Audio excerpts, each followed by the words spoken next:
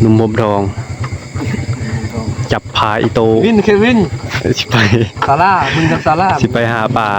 แล้วก็ขุดกินนานกลางคืนการเราเนาะบ่ได้ขุดการเรากลางคืน วินมาจับไผ่โต กับบาวออดบ้านผาละแวก โอ้เขามี นี่ผู้สาวน้อยไปนำเสื้อขาวๆกำลังจะออกเดินทางแล้ว ไปแล้วกบโอ้ อ้าว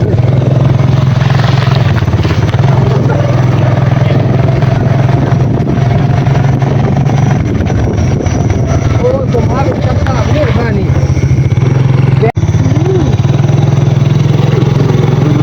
ทางสุดยอดไปถึงทาง น้อยเดินป้าตรงนี้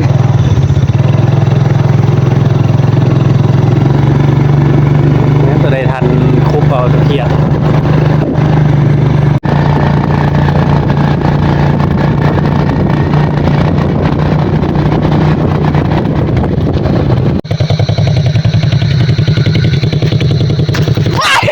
ถึงแล้ว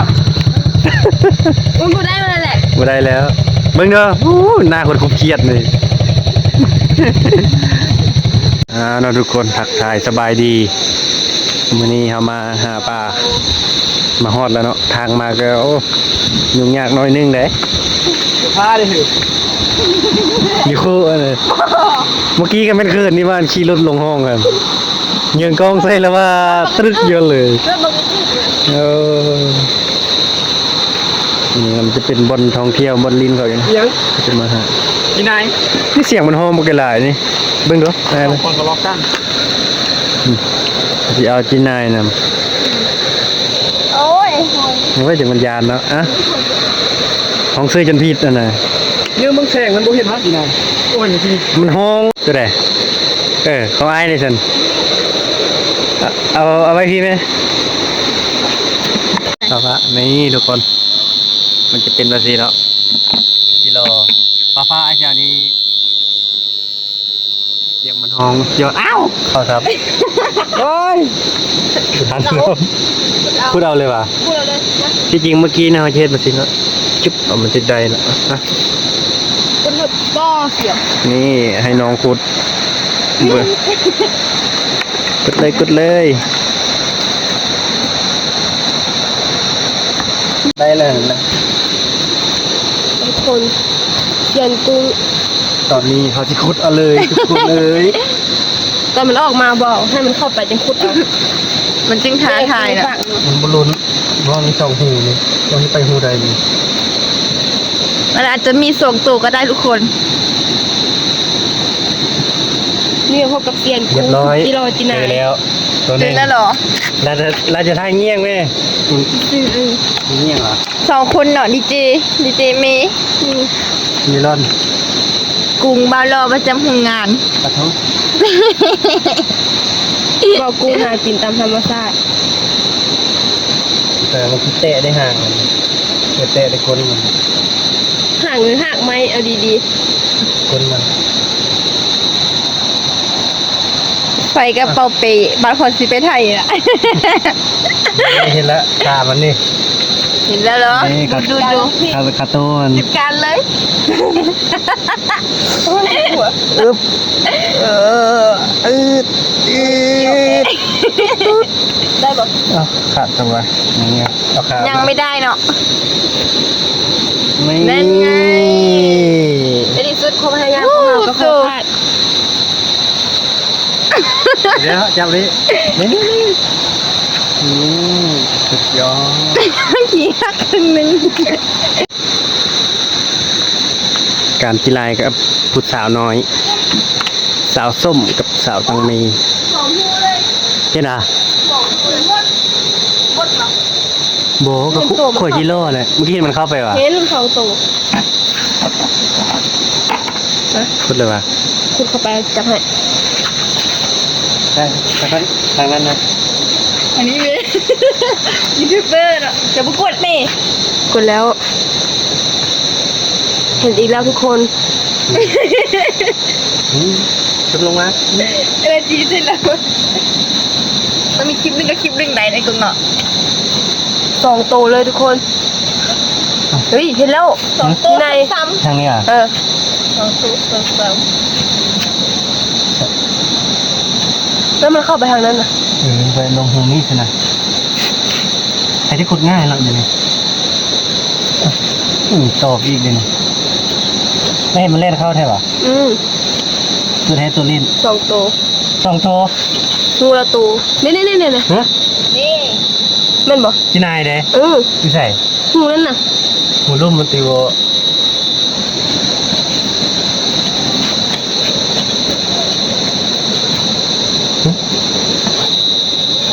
บ่มีวี่แววเลยว่ะ ผมว่าเขาเป็นอะไรอีก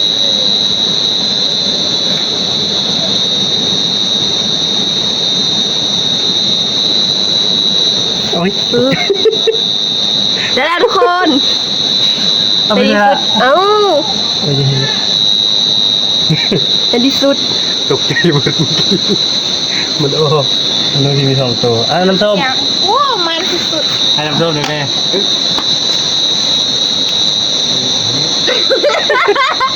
ว้า ได้แล้ว มือกองนี่นะจับไปเลยปั๊บ มาแค่2 นาที ตัวนี้ก็เม่นเหรอ เม่น มันก็เข้าเมื่อกี้ มึงเห็นอยู่ได้เยอะมาก ได้เยอะมากเลยครับทุกคนตัวนี้ว้าใช่ยัง โอ้ ลูกมันละลายจนเหลืองบ่ โซกล้องแน่ มันขึ้นมันจอบขึ้นน่ะ จะได้เดี๋ยว โอ้คุบอยู่นั่นน่ะ ปังมันมาทุกคน นี่โอ้ตัวแรกแรกมา ได้เมย์ไปกบเลย มันก็ลูก จะเสียนน้อย ในกบอิ่มกบอยู่นั่นน่ะ หน้าคนเอาเสียดมากับเซียนมือนี้ เขียนปากเขียนจิ๊บป้ม ขุดจิโร่ต่อเฮาประสนภัย ยิ่งเหรอมันมีหัวตัวอีกได้หนึ่ง ไม่ได้อยู่กองหัน นอนมีจองหูในห้องหลัง หูใหญ่เนาะ หูใหญ่เนาะใส่งานมาโดนหูใหญ่ สงสัย อัน สงสัยมันอยู่มาโดนละ นี่ตัวแบบหมอปลายหมอตัวนึงเลยบุเม่นหูมันออกนะบุเห็นละ มันเสื่อมต่อหากัน สงสัยปีน้องปีหนึ่งสงสัยปี4แล้วเพราะหูใหญ่ไปเลย เอ้า กินได้2 วันว่าไงนะ เป็นยังไง มันเข้าไปตรงนี้เหรออยู่ไซ เมื่อกี้มันคนประลองงัด โอ้มันเนาะไม่ไหม้เลย ร่วมจัดการ ผู้สาวน้อยซนตะบาเนาะขออภัยด้วยทุกคนเสียงน้ำแห้งพวกได้อยังวะดี 2-3 โต เอาขึ้นมาทางนี้เด้อ โอ้ตายมันกัดติ่งไป ปลาขาวน้อยปลาซิวใหญ่เดียว เอาไปใส่หมดเลย เดี๋ยวนี่เห็ดกอยทุกคนนะ เนาะ อ้าว วันนี้สำเร็จเอาใส่ว่ะคนไหนเอาจุดกันดิ้นกันแม่ เอาลงเลิกๆเลยลงเลิกๆมึงเด้อขึ้นเลยมานี่มาดีแหละดีป้าเป็นมาแก่หลาย เจดายมีความพันแยงความมึงเลย เออ เปลี่ยนวิ่งกันไหนนะสวิงของมันเท่าไหร่ เดี๋ยวไปเลย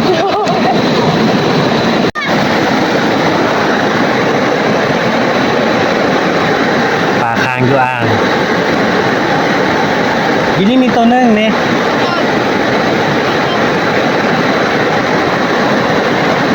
โอ้น้องเมย์ได้กระปู เป็นไง นี่มือนั้นอีกซะ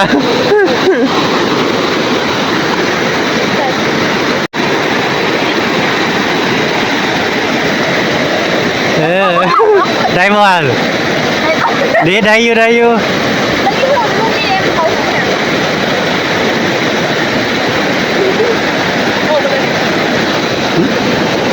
ี่ย ยัง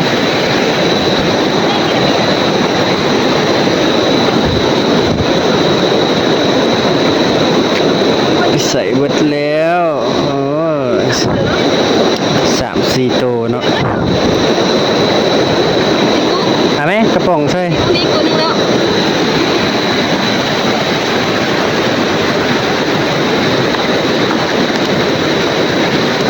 ได้อะไรเลย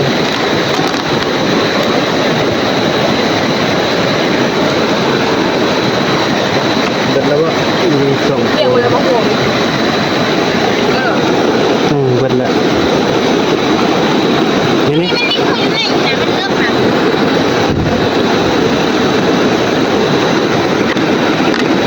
น้ำคุณลูกก็เจ้าอันนี้ไปคนเจ้าไปที่เพื่อนใช่ป่ะ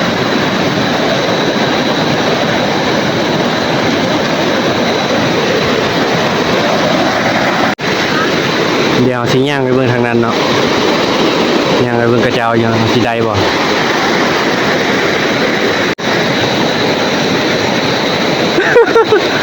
โอ้ปลายังกันอ่ะเดี๋ยวจะจับเด้อโอ้ปลานั้นปลาเสื่อมเอาใส่กล้องเลยกล้องแล้วใช่เหรอนะได้ที่ไปหาเขาก่อน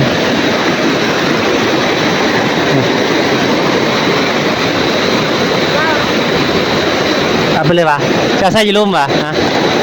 ไอ้ที่ไปหาเขาก่อนย่างไว้ในมันนี้เลยเนาะ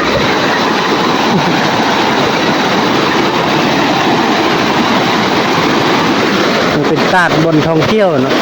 เขามาลิ้นกันอยู่เนี่ยโอ้มึนๆจ้ะ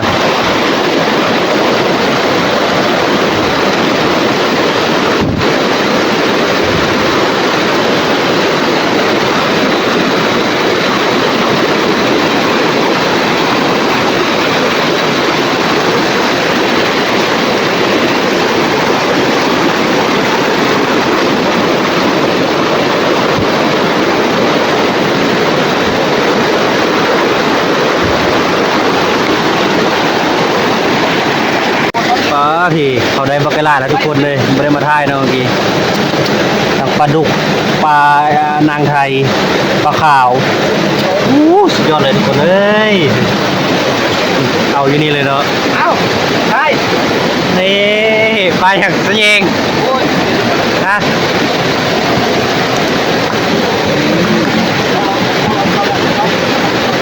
คุณ มาแล้วมันเอาตรงเลย โอ้ยโอ้ยเฮ้ย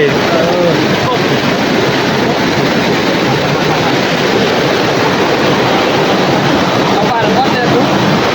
กดตัวไปไหน โอ้ยนะอย่าไปโรงแรมนี่ไป โอ้ยยิงได้นะ ไม่เสียบหลังโอ้ยมันไหลเลย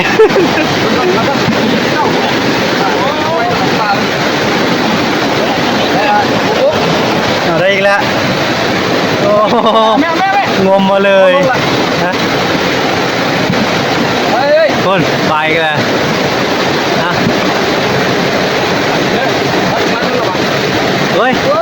ยกจับ เด้ได้แล้วเบิ่งยังเห็นอยู่ที่ท้ายอ่ะตอนมันลอยอยู่ไหนน่ะ โอ้มาตอนทำยังเป็นจนเรื่องเลย แถวนี้น่ะว่ามันมาเจออยู่นี่เนาะ นี่ ยังเห็นอยู่ว่าเรือตัวเดียว มาจนเรื่องหมดจะเองเอารถเป็นหมุกแล้วก็จะแล้ว ไล่มันไปไหมฮะ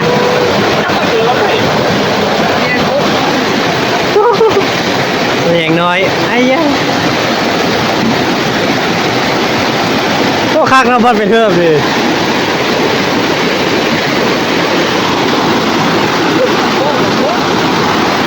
ไม่ใช่ใช่ใช่ปะคอ นี่ไงอย่างนี้นี่ โอ้ตานะ โอ้ยังไงยังไง ประกังยิงทางนี้เรียบร้อย เฮ้ย เอา ยกขึ้นแล้วลุก กิดซ่าเลยคนกิดซ่าเลยอะเขาไปไหนเหรอวะเบิ่งเลย ยกขึ้นแล้วลุก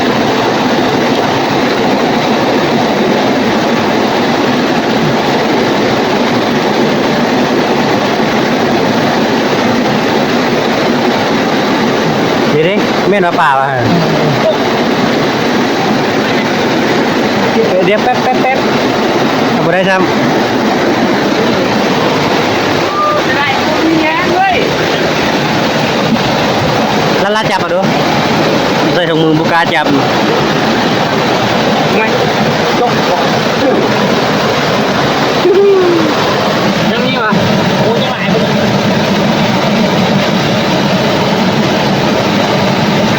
มีแง่เนาะ อ่าป่าเขาแขนเสื้อ คนจบ ลงแล้วดิ มีกระปูตัวนึงเลย กลางน้อย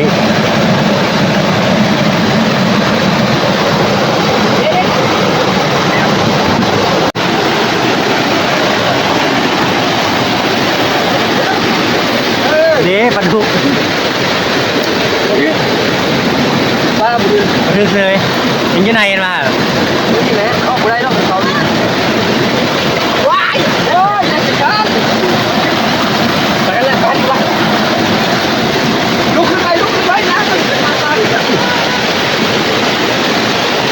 จับน้ำเลย มื่นพากันลงมา ร้อนไป ว่าจะได้ ร้อนมาก ใส่เฮ้เบิ่งใส่กันดูของไฟลาย ร้อนตีขวดเลยออกเลย อันนี้ผสมเนาะเกียดที่นายเฮาดิอยู่บนอยู่นี่ นายยังกับปลาลงหันหมดเลย 2-3ตัว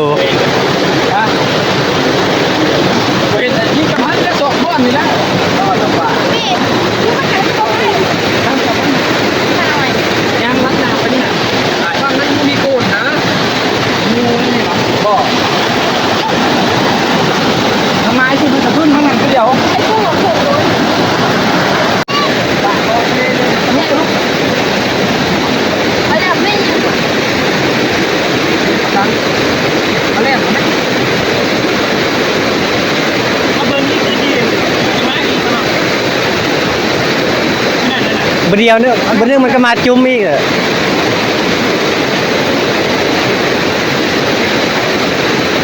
ผู้สาวน้อยนั่งให้กำลังใจ ว้าวโคตรกันเลย โอ้ย เฮ้ย ก็เป็นแบบนั้นเลย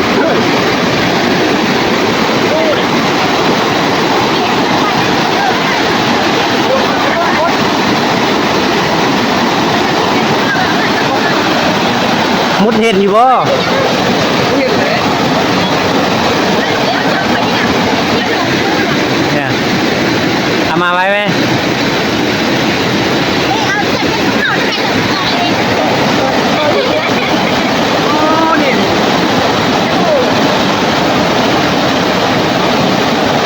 หากัน7 โมงไป คนส้มจะได้มันรุดออกเลยโอเคอันนี้แปลถูกเหรอ โอ้ยมันปักมือเลยปลาดุกก็ต้องจับมันในปลาน้อยๆให้จับปักเก็บนี่ปลากระเยงนี่ มีหอมดอกเลยแฮะเขาเรียกนะโอ้ยไปเรื่อง แต่ฮะ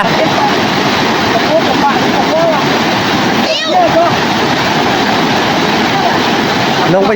ช่วย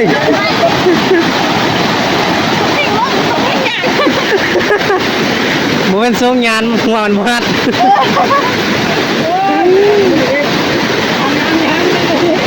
ยังอยู่อ่ะไอ้ที่ลาดบุญลงที่ถูกครับ มาละ จับได้แล้วปะ ได้แล้วเราออกจากนี้ไปได้ โอ้เดี๋ยวโอ้ยคอยขึ้นมาโอ้ยอะไรอีกแล้วมันหินใหญ่ปะโอ้ปลาทางไทยเอาอันนั้นดิ อันนี้ก็ได้ปลาดุก ลูกเอี้ยม ปลาดุกกระแยม โอ้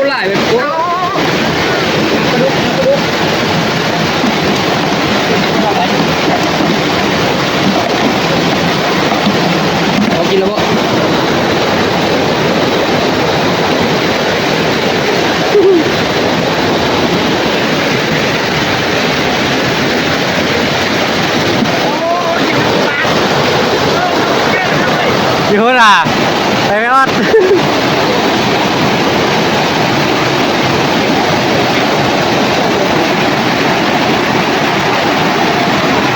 ลายตานำเนาะ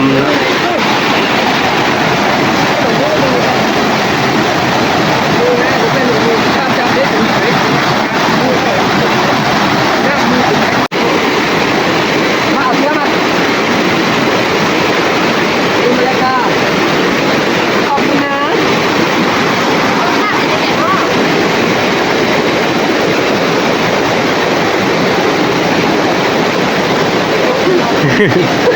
เดินเดินเดิน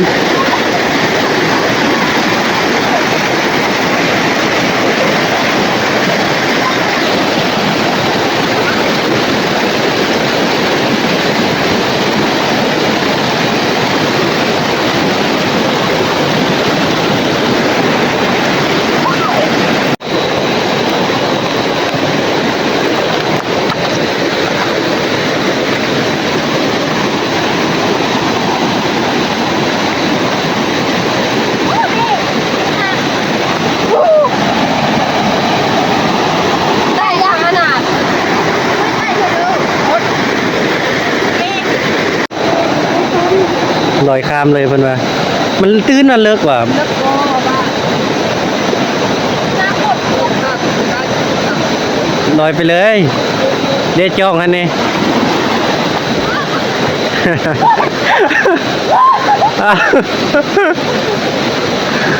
แต่จะลอยน้ำเป็นนะ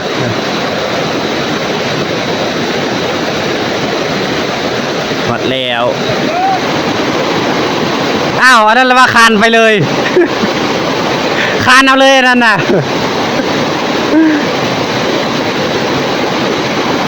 เดี๋ยวก็จะไปข้ามคือกันเนาะโอ้ยเสียวเด้ตุ๊กตู้นี่มายืนหนังนี้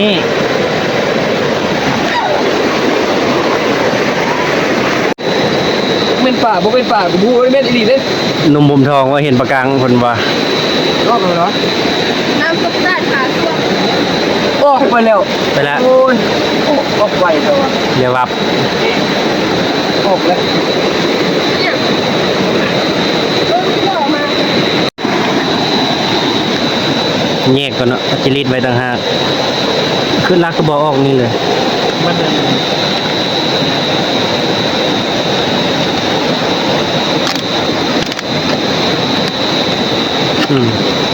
บุ้มทางนึงทอกลงเลยนะแล้วจังเก็บจิรีดขึ้นก็ได้ทอกลงบ้านเดียวเลย คิดหลาย ทอกลงนี่เลยนะนี่เดี๋ยวสิแล้วก็เอาดึงตัวนี้ขึ้นก็ได้มันจังแล้วก็สไลด์ลงมาอะไรเลยได้ปะนั่นแหละเอามันตายละ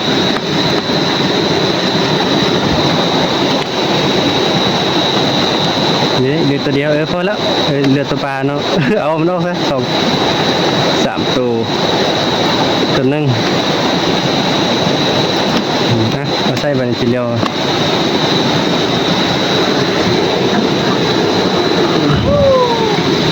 เรียบ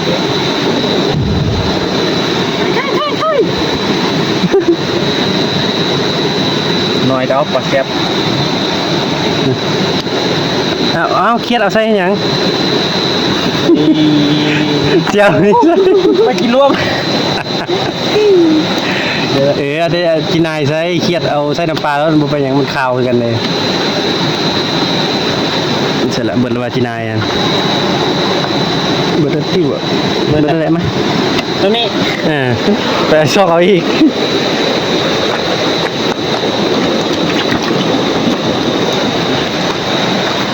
ยืดอย่างไรตัว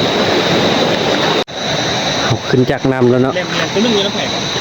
น้ำเมย์เพราะน้ำส้มเนี่ยเอาขึ้นจากน้ำมาเบิ่งกิโลกินนาย แหลมนึ่งมีน้ำแข็ง จะไปพูดหรอ 3-4 ตัว น่าจะที่เราได้มือเก่ามือเดียวบนไซมาไม่อยาก น้ำฝนที่แหลมนะ ยังได้หัวนั้นได้ไหม เอาให้ไอ้กุ้งมาดิ อ้าวให้ไอตอนไหน ไอ้บนนี่ ฝน เงียบ แหลม เล่มนะ เสียม เสียม เอาเสียมมา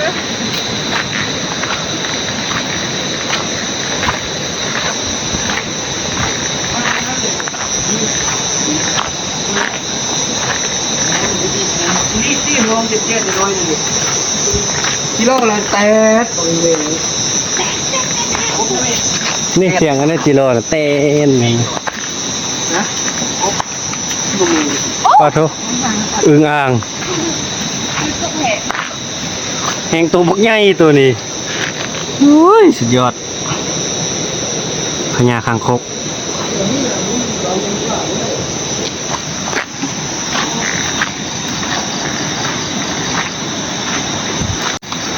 สองตัว เดียว ว้าว ขุดเอาเลยนะเล็กมือเพิ่มไปเลย ผู้สาวตังเก่งจับกิโลก็ได้ มือเดียวได้ไหม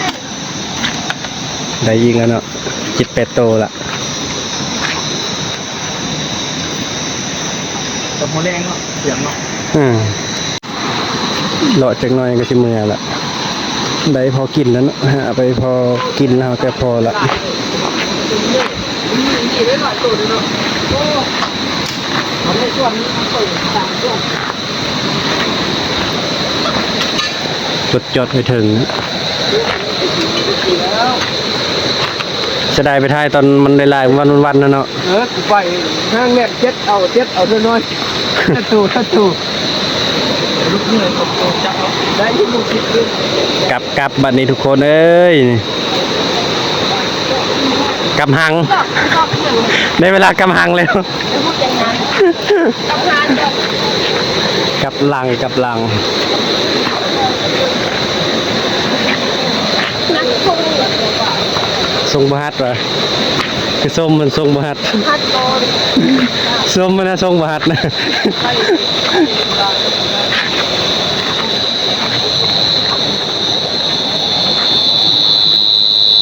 จึกเดี๋ยวไอ้ถ่ายมาดิ เอาแบบนี้เลยเสียบตันหูมันไว้เนาะมันก็อยู่แบบนี้เลยเอาจอไหมวิธีสาวบาน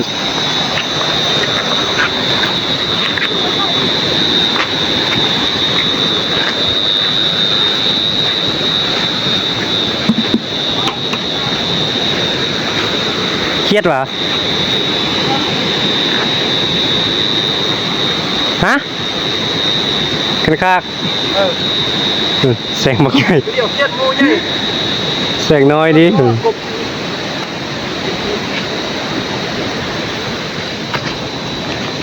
ขอตัวลาไปแล้วทุกค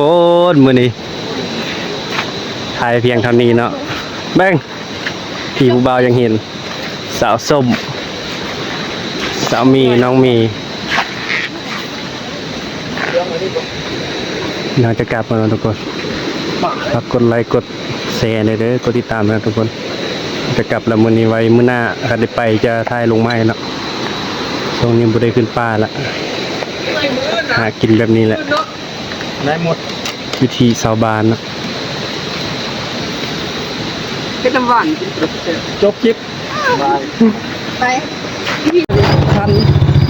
กูเลยคือตัวนั้นบางเทื่อคือมีตัวไฮเลยอย่างใกล้เลยตันเนื้อไหนเขาตัดเขาเอาไปนี่ตัดมันค่อยๆตัดคมดังเลยปุ๊บเป็นกันอยู่ไปประมาณอาทิตย์ปลาย2 อาทิตย์เลยอะไรเริ่มแล้วปลายมันเริ่มยาวมาแกะกันนี่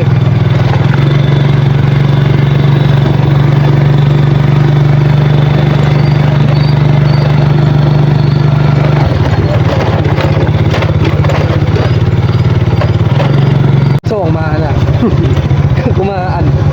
มันมาฮอดอะไรกูเลยว่าห้ามเอ้าเห็นน้องไปใส่จากว่าเห็นมานำกันห่วยย้อยจังซี่ไม่อายอันนี้เลยไอ้เห็นขี้มาส่งคนในกอเซ็นก็ยานบันนี่มันคาใจได้บัดนี้กินเบียร์จนหมดเครื่องรางยังทานเจ้าเห็นไปว่าไอ้ฝนคือไปเว้าด้วยคนขี้ยานจ้ะที่ได้ไปชุบน้ำไปอย่างเดียวนะกูว่าโอ้บ่อันนั้นก้มจริงกันคือมันอัดช่องมาเลย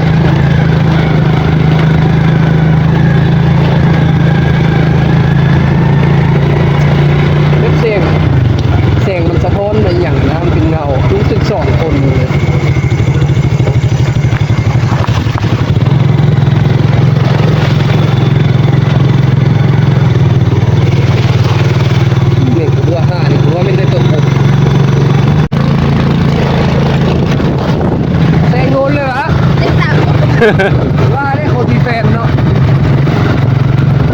เอาครัวอัดสามน่ะ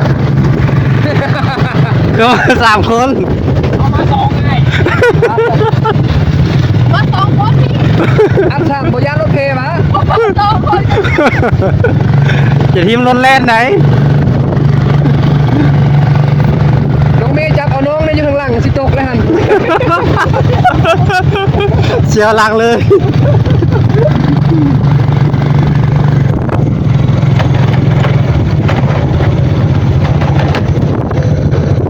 เป็นโรงงานที่เอาเฮ็ดเวียกอยู่ เอาที่ปัดคือกี่พันต่อ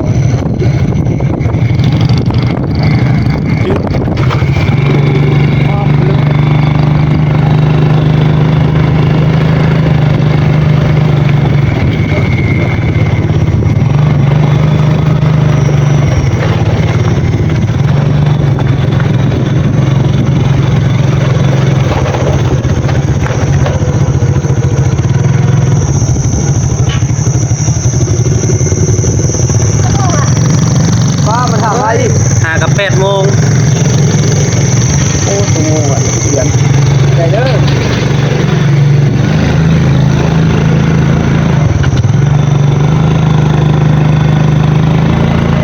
เอาวิวดิ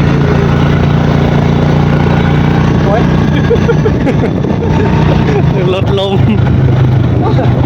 ต้องเบิ่งหน้าเบิ่งข้างเบิ่งหลังเลยดิ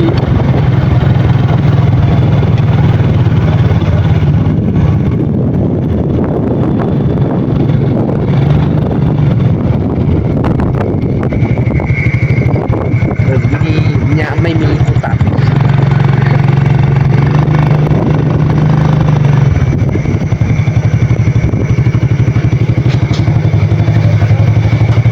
วายวายวายวายวาย